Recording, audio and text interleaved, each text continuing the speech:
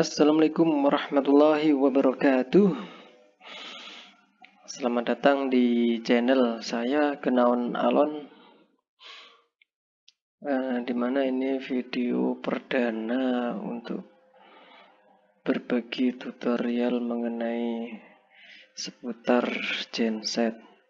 Nah, kali ini kita akan membagikan sedikit pengalaman tentang genset, yaitu safety device pada unit genset.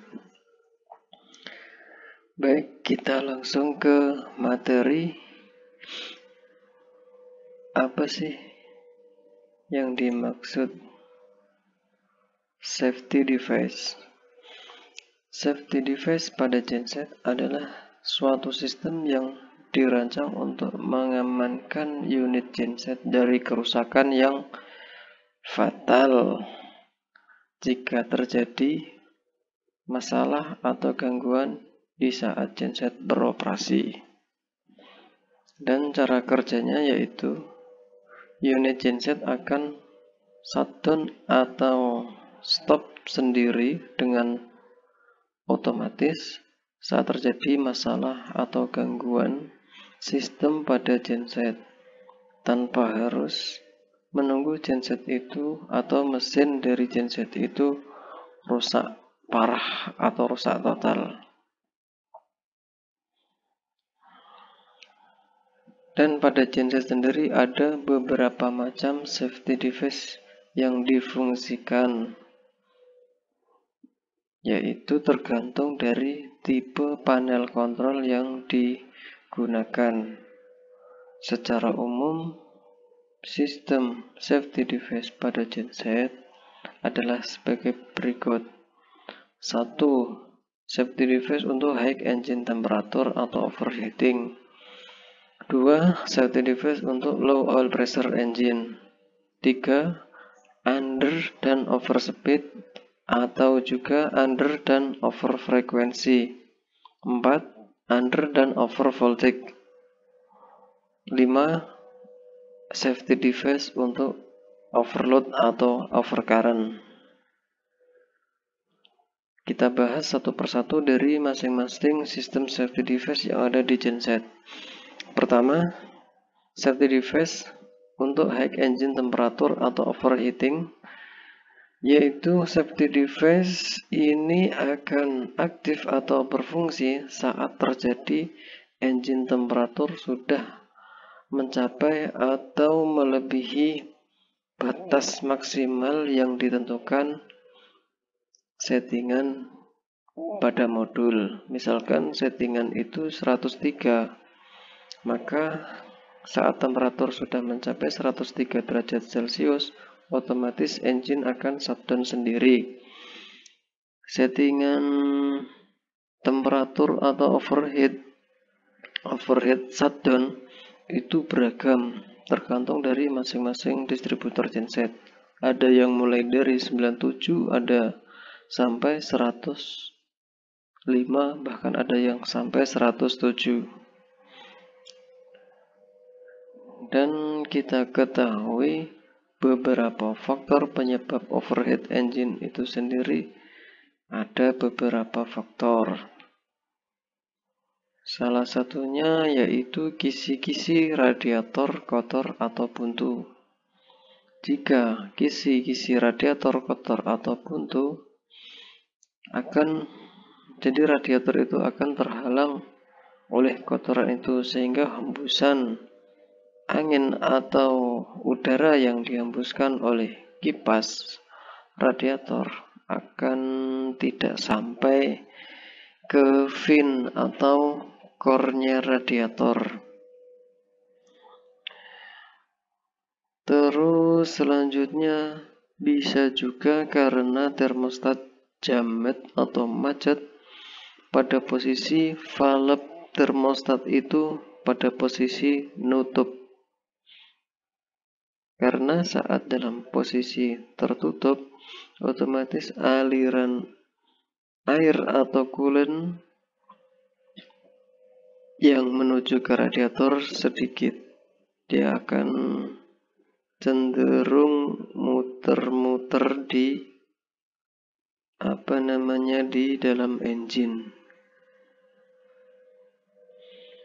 Terus lagi bisa juga karena fan belt kendor. Kalau fan belt pada mesin kendor, otomatis putaran pulley crankshaft tidak diteruskan secara sempurna ke kipas, sehingga putaran kipas jadi lambat dan hembusan angin ke radiator jadi berkurang. Terus bisa juga dari kebocoran coolant, sehingga air radiator habis. Dan masih ada beberapa faktor yang menyebabkan engine bisa terjadi overheat. Selanjutnya, suhu kerja normal engine saat running itu pada kisaran 78 sampai 92 derajat Celcius. Jika saat engine running, temperatur terus naik dan mendekati warning jika ada masalah pada cooling system. Dan saat pada mencapai batas settingan, misalkan di setting 103 derajat, seharusnya engine itu shutdown dengan otomatis sebelum terjadi overheat dan merusak komponen mesin. Yang disebabkan atau komponen yang paling terdampak dari overheat mesin saat safety device itu tidak berfungsi, antara lain cylinder head bisa retak atau bengkok, piston bisa baret atau lengket dengan liner, dan masih banyak lain-lain efek dari overheating engine. Jika sistem ini tidak ada atau tidak difungsikan, di saat engine sudah overheat, engine itu tidak akan mau shutdown. Kalaupun engine mau shutdownnya itu karena engine sudah jamet atau sudah rusak parah, atau bahkan bisa silinder sudah retak atau piston itu sudah lengket dengan liner. Di sini ada beberapa contoh foto komponen yang rusak akibat overheat safety device tidak berfungsi. Di sini kita lihat ada piston sampai kondisinya seperti ini, baret, terus bushing camshaft atau journal camshaft lengket seperti ini. Nah, foto ini kita dapat dari pengalaman kita sendiri saat menangani trouble genset di salah satu customer, yaitu engine ini overheat gara-gara tali kipas atau fan belt itu putus, dan kebetulan kabel yang terpasang di switch temperatur yang seharusnya itu untuk sistem safety device engine overheat itu tidak terkonek atau tidak terpasang, sehingga saat fan belt putus, engine tetap running terus dan akhirnya temperatur naik terus juga sampai batas maksimal, dan sampai air radiator tuh habis juga. Engine tidak mau mati, dan kondisinya saat sudah mati, sudah di starter itu sudah berat dan suara mesin sudah kasar atau sudah tidak bisa hidup lagi. Terus komponen yang lainnya yang terdampak dari overheat tersebut, sampai camshaft itu patah jadi 3 bagian. Dia patah bagian sini, terus di bagian sini. Kenapa camshaft bisa patah? Karena pas saat pembongkaran kemarin terlihat jurnal paling belakang atau nomor itu kondisinya lengket antara busing sama camshaft. Karena di sini dia lengket, tidak bisa berputar, sedangkan gear masih terus berputar dari putaran crankshaft, otomatis akan berlawanan dan akhirnya camshaft patah di bagian sini. Saat camshaft patah, otomatis kondisi rocker arm atau ini masih posisi terbuka dan piston saat posisi naik akhirnya berlawanan dengan push rod dan push rodnya sampai bengkok. Ada 3 push rod kemarin yang bengkok. Nah, di sini akibat dari safety device untuk engine temperatur tidak difungsikan. Yang kedua, ada safety device untuk low oil pressure engine. Safety device ini berfungsi untuk mematikan mesin atau genset saat tekanan oli atau oil pressure sudah di bawah limit. Misalkan settingan dari modul itu 1,5 bar. Terjadi low oil pressure karena ada beberapa kemungkinan, antara lain mungkin oil pump sudah aus atau rusak sehingga menghisap oli dari oil pan itu sudah tidak kuat dan untuk meneruskannya ke sistem itu sudah lemah. Selanjutnya bisa juga relief valve itu jamet pada posisi return. Kenapa relief valve kalau jamet pada posisi return menyebabkan low oil pressure? Jadi oli yang disuplai dari oil pump ini tidak seluruhnya sesuai yang dibutuhkan masuk ke sistem. Dia lebih banyak cenderung di return ke oil pan daripada yang ke sistem. Atau beberapa komponen-komponen penyekat oli sudah aus, misalkan dari bearing atau metal atau bushing itu sudah aus sehingga oli itu lewat melalui celah-celah keausan itu. Bisa juga dari turbo jika engine itu menggunakan turbo. Karena di dalam turbo itu ada semacam orifice yang berfungsi untuk menghambat aliran oli yang bisa menyebabkan tekanan oli lebih tinggi. Jadi kalau turbo rusak, orifice-nya itu berkurang atau makin lebar, jadi pressure oli banyak yang lewat di orifice-nya turbo itu. Terus yang ketiga ada under dan over speed atau under dan over frekuensi.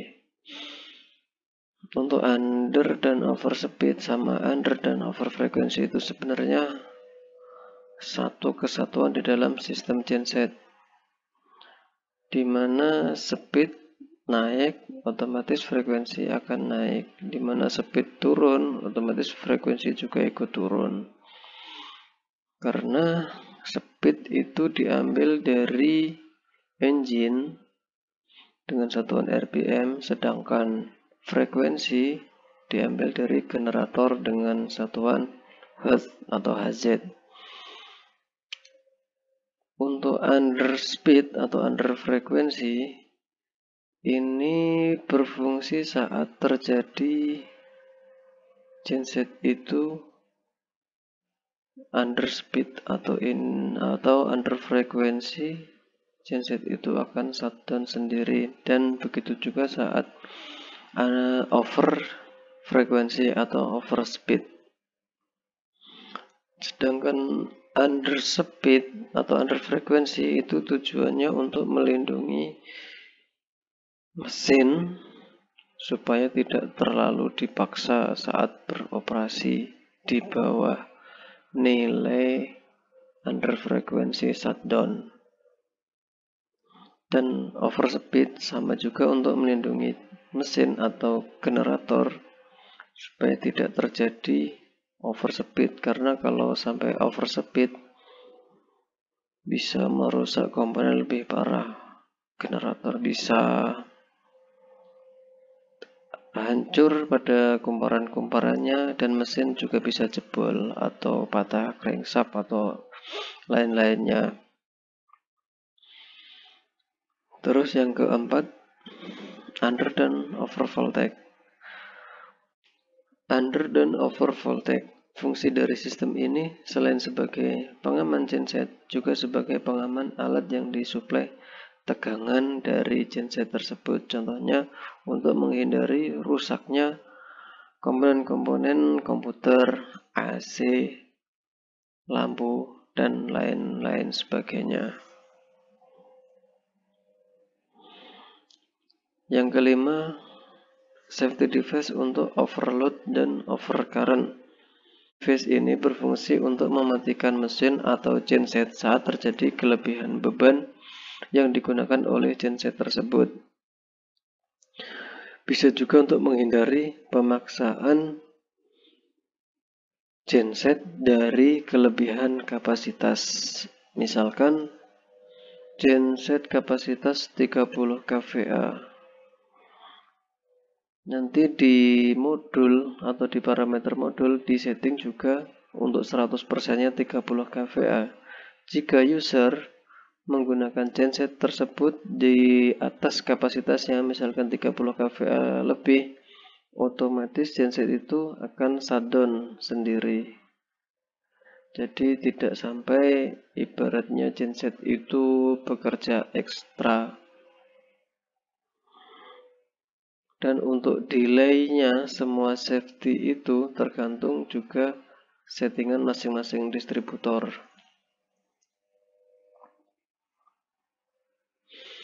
Dari sedikit penjelasan di atas dapat kita simpulkan bahwa safety device sangat penting untuk diperhatikan.